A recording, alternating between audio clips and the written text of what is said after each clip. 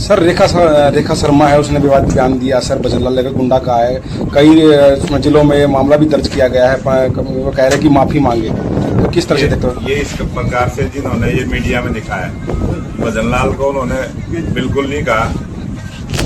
एक पॉलिटिकल मंच था, वहाँ पंचकुला में चुनाव चल रहे, वहाँ जो एमएलए हैं वो बजरंग लाल जी के बेटे हैं, और वो उनके बारे में ही कह रही थी। वो शब्दों का हेरफेर जो हुआ, कोई बिल्कुल भी उन्होंने उनको ना गुंडा कहा है, ना व्यक्तिगत टिप्पणी की है। जेजेपी वाले तो कुछ भी बोल सकते हैं, लेकिन हरियाणा में जिस प्रकार का अमन शांति का जो भाईचारे के साथ समाज में ना कोई परेशानी है, ना सरकार में परेशानी है। भारतीय जनता पार्टी के प्रदेश अध्यक्ष मोहनलाल बड़ौली हांसी में पहुंचे हैं। आपको तस्वीर के माध्यम से दिखा रहे हैं। विश्राम गृह में पहुंचने पर उनका जबरदस्त स्वागत किया गया। तस्वीर के माध्यम से दिखाने का काम किया जा रहा है। उनके साथ विधायक विनोद भाना भी दिखाई दे रहे हैं। उत्सव आज हांसी में उसी नाम पहुंचे हैं, उसी बारे में आज लोगों से मिलना। सर 4 मई को रिजल्ट आ रहा है सर, असम का भी, पश्चिम बंगाल का भी, राज्यों का रिजल्ट आ रहा है सर। किस तरह से देखते हो हमें भाजपा किस तरह से लीड कर रही है? 5 प्रांतों में जो हाल में चुनाव हुए हैं और 4 मई को जिसकी काउंटिंग होगी, उसमें असम में तीसरी बार भारतीय जनता पार्टी बड़े बहुमत के साथ सरकार बनाएगी। और जो पश्चिम बंगाल में जिस प्रकार के रुझान आए, 100% भारतीय जनता पार्टी की अपनी स्पष्ट बहुमत की सरकार एनडीए की वहाँ बनेगी।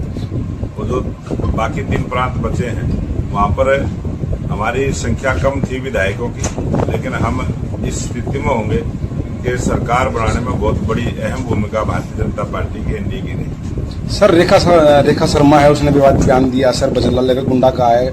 कई जिलों में मामला भी दर्ज किया गया है, वो कह रहे हैं कि माफी मांगे। तो किस तरह से देखते हो? ये इस प्रकार से जिन्होंने ये मीडिया में दिखाया, बजरंग लाल को उन्होंने बिल्कुल नहीं कहा।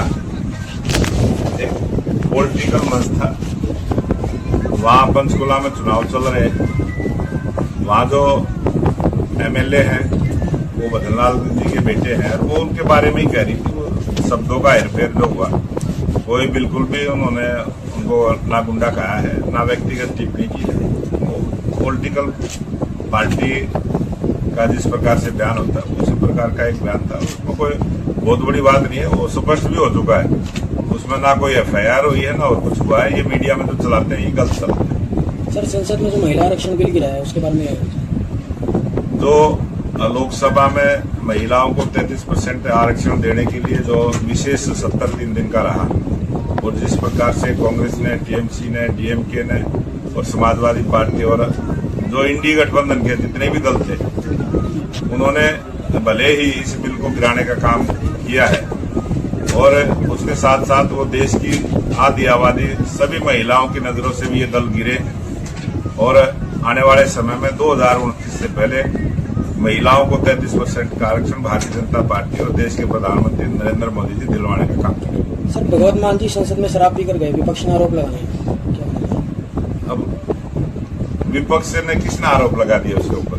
अब कहाँ कौन सी संसद में चले गए? नहीं, चंडीगढ़ गए थे सर, कल का मामला सर, वीडियो भी वायरल हो रही है सर। असेंबली में गए थे। वो संसद में कह रहे हैं? नहीं, असेंबली में, वो गलत। तो असेंबली में गए हैं तो वो तो जांच का विषय है।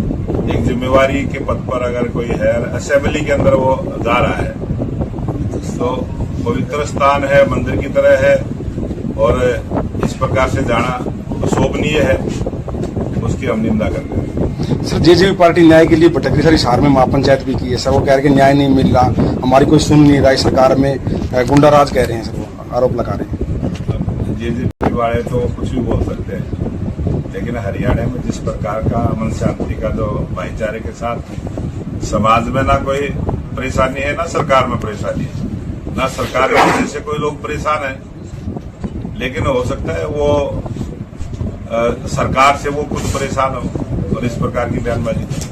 सर मंडी में उठान नहीं हो रहा सर, किसान कह रहे हैं कि 72 घंटे की बात सरकार कर रही थी, अभी तक वो उठान नहीं हो रहा है, काफी दिक्कत आ रही है सर किसान। मैं आपको ये कहता हूँ, आप किसी भी मंडी में चलिए पूरे हरियाणा प्रदेश में, आप एक किसान को दिखा दियो मेरे को कि ये किसान बैठा हुआ है, इसका उठान नहीं हुआ। ये खबरें डाल रहा है भी सर मंडियों में गया। और हमने व्यवस्था पहली बार इस प्रकार की है पूरे हरियाणा प्रदेश में। आप पूरे हरियाणा के किसान को लेकर आइए, जो ये कहते हैं कि मैं 12 घंटे भी अपने डेयरी के पास में रहा हूं। जैसे ही वो मंडी में गेहूं को लेके गया है, 4 घंटे के अंदर तो उसकी मंडी में बोली होकर गेहूं बिक चुका है। और बिकने के बाद जब तोल हो जाता है, तोल होते ही किसान की पेमेंट हो जाती है। उठान होगा नहीं होगा वो एजेंसी का काम है, उससे किसान को कोई परेशानी नहीं होती। लेकिन खबरों में चलाते हैं कि उठान की वजह से किसान परेशान है।